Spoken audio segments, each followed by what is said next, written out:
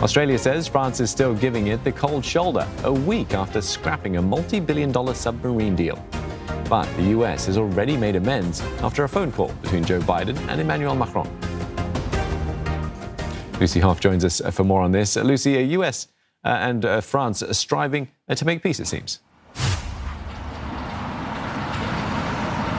Yeah, a week after the announcement, Steve, of the AUKUS alliance from the UK, the US and Australia, finally Joe Biden has been able to get hold of his French counterpart, Emmanuel Macron, effectively to apologise for the way that the alliance was announced, which completely blindsided French officials who say that they learned about the announcement at almost the same time as the general public through that press conference. So Joe Biden and Emmanuel Macron have released a joint statement talking about the need for there to be openness when it comes to new security alliances such as this one, or new security arrangements. There has been agreement that the two leaders will meet next month, and a message from Joe Biden that he fully supports the efforts of the French and the Europeans in the Indo-Pacific region. So a major concession from Joe Biden. His press secretary was saying in the White House yesterday that Joe Biden takes full responsibility for the French anger at the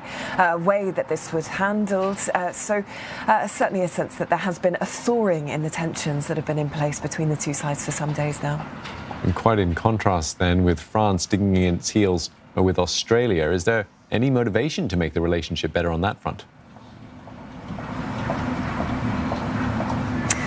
Well, we know that the Australian Prime Minister Scott Morrison has been trying, much like Joe Biden before him, to get a call with Emmanuel Macron, but it is at the moment being stonewalled. And Scott Morrison saying that he is willing to be patient, that he's aware that it may take some time for relations with Paris to heal, given the French fury that we've seen in recent days. I mean, the scrapping of the lucrative submarine deal worth $66 billion to France has been described as a stab in the back. It's even been described as treason in the French Parliament. So this will take some time, and a suggestion that this really could have wider implications. There were trade talks going on between the EU and Australia. We were in the 11th round, and there were hopes that the free trade agreement could be signed off by the end of this year. A sense now that those talks could be at risk of delay, given that the EU is throwing its weight behind France, one of its member states. EU Commission Chief Ursula von der Leyen saying that France really has been